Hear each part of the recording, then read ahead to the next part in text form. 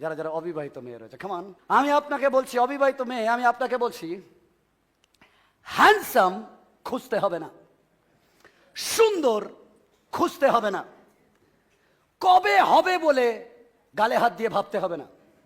কেমন শুনছেন? ঈশ্বরের অনুগ্রহ যখন আপনার উপরে আসে, বোয়াস আপনার জীবনে আসবে। কেমন শুনতে পাইনি? হালেলুয়া।